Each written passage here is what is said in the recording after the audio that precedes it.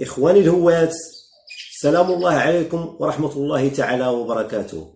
حلقة هذا العدد من سلسلة جنة الطيور هي حلقة الجزء الثاني من الأمراض التي تصيب ريش الطيور. في هذه الحلقة سنرى بعض الأمراض التي تصيب ريش الطيور وتشوه منظره. هناك مرض آخر اللي هو لا يقل أهمية، هو مرض الجص كيست فوليكولار. هذا المرض كذلك هو مرض جيني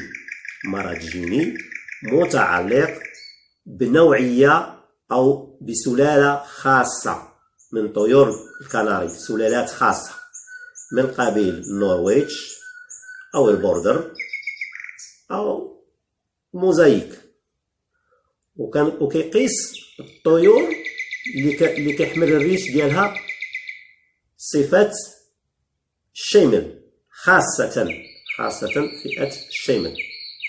إذا هنا ما هو هذا الجص أو الجص؟ هذا الجص هو عبارة عن أورام كتكون على الجناحين،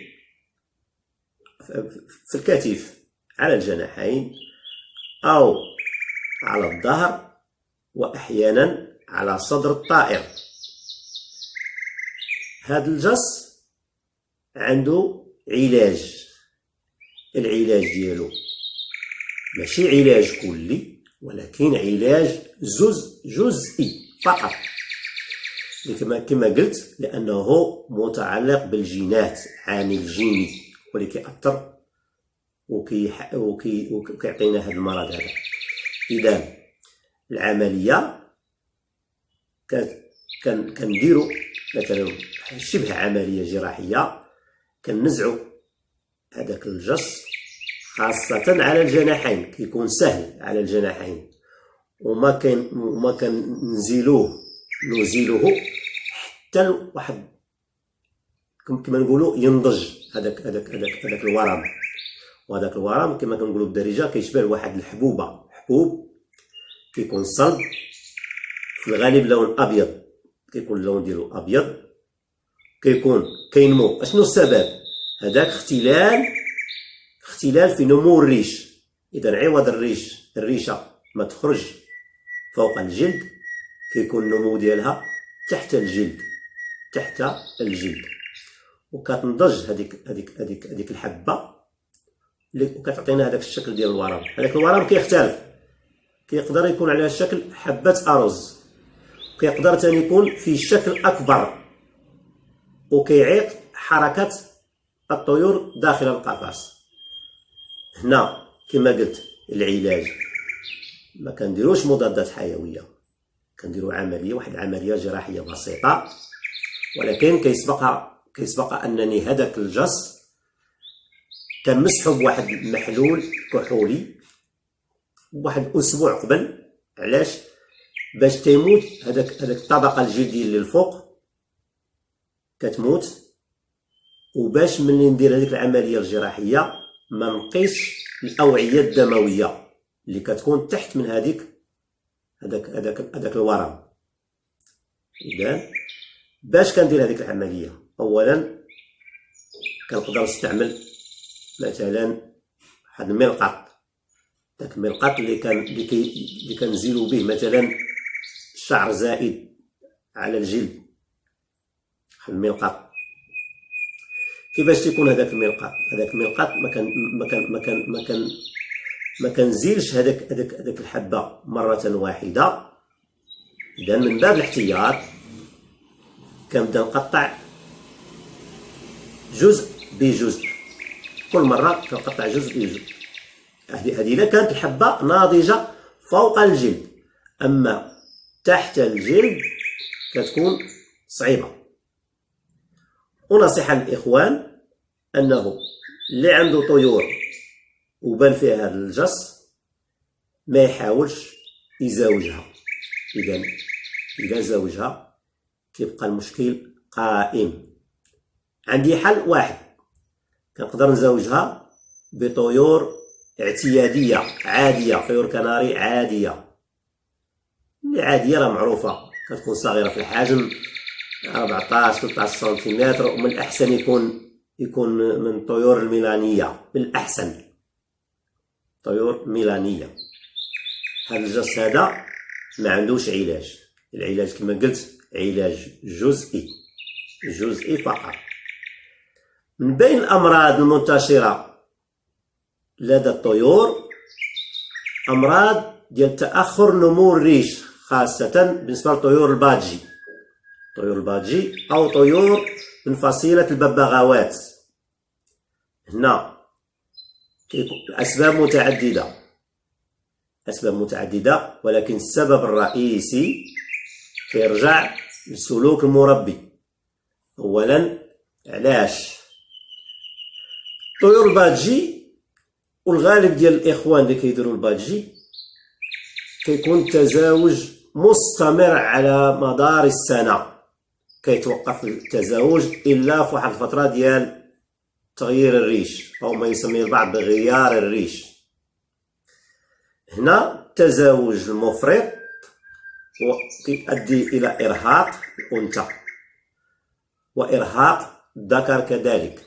هنا في كيبان لنا هذاك الإرهاق، كيبان لنا في الفراخ الصغيرة، كتكون كبيرة من ناحية العمر، مثلا عندها واحد 20 يوم أو عندها واحد الشهر، وباقي الريش لم ينمو على جسدها، كتكون بحال شكل واحد الجراب، ولكن هو ماشي جراب، ولكن هو مرض كذلك مرتبط بأنه هذاك الإفراط ولا هذاك الإرهاق ديال الطيور كيؤدي لهاد الحالة هذه. إذا هنا العلاج باش كيكون، وحاجة قبل ما ننسى، أن هذه الطيور الصغيرة تبين أننا من خلال التحليل ديال الدم أنها تعاني من نقص شديد في نسبة كريات الدم الحمراء، عندها نقص في كريات الدم الحمراء. العلاج باش كيكون؟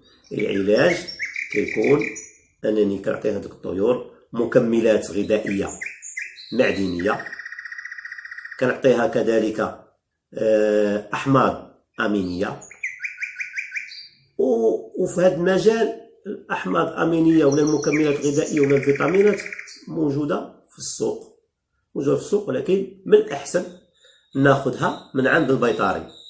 نعطي مثال على ذلك، كاين واحد المكمل غذائي مهم، واحد على شكل سائل والآخر في شكل بودرة. اللي على شكل سائل كما كيعرفوا هو الطيور، خاصة هو الطيور الحمام كيستعملوا، ولا هو الدجاج ديال الديكور كيستعملوا بروموتور هو سائل، وكاينه فيتامينوفا اللي هي عبارة عن بودرة. إذا هنا والعلاج كذلك كيخصو أنه هذاك الهاوي ولا المربي يطبق واحد القواعد في التزاوج. إذا التزاوج موزنين كيؤدي لهذه النتيجة. بعض الأمراض الأخرى المنتشرة مثلا مرض الجرب، لاغال فرنسية، لاغال الجراب كذلك كنشوفو عن طيور البادجي ولا عن طيور الكناري ولا طيور أخرى. هنا السبب منين كيجينا من الشروط العامة لهذيك التربية. الشروط العامة، شنو هي الشروط العامة؟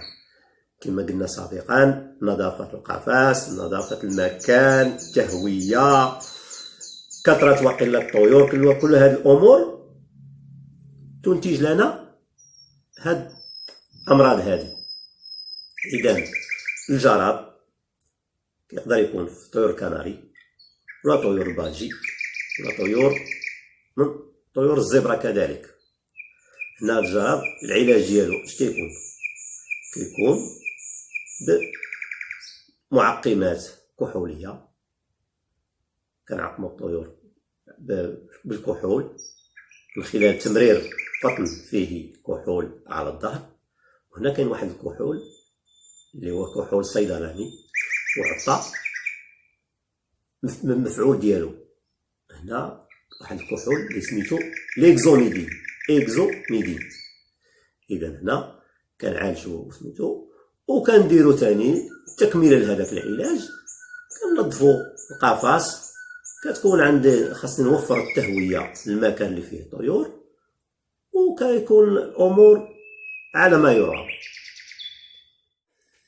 اخواني، طريقه استئصال الجص. اذا طريقه استئصال الجص، هنا الجص كما كتشوفوا او الكيست فوليكولير. هنا جص ناضج، وهنا هذا الجناح جص غير ناضج. هنا كتكون بالصعوبه بمكان باش نستأصلوا هاد الجص هذا. اذا هنا عندي هذا الجص. اذا هذا الجص شنو هو؟ هذا الجص هو عباره عن ريش. اذا هنا الريش، النمو ديال الريشه ما كانش فوق الجلد، اذا كان تحت الجلد ومن بعد بلغ واحد المستوى وخرج فوق الجلد. اذا على هذا الشكل هذا. اذا طريقه الاستئصال ديالو كنزيل هاد الجص بعده طرق. اذا الطرق اش كنحتاج؟ كنحتاج ملقط او مقص وما شابه ذلك، وكنحتاج قطن وكحول صيدلاني. إذا على بركة الله. إذا كنتأكد من النضج ديال الجص.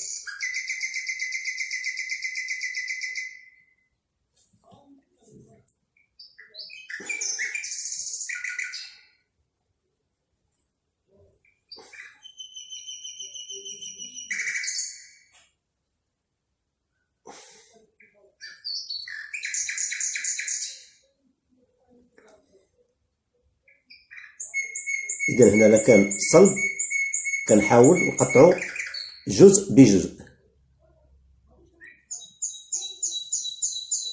إذا طريقة استئصال الجص، ولكن هنا الجص ناضج، إذا بلغ واحد المستوى ديال النضج. إذا شنو الدور ديالي هنا؟ هو أنني كنعقم الجرح. إذا كنعقم الجرح كما قلت سابقا بكحول صيدلاني.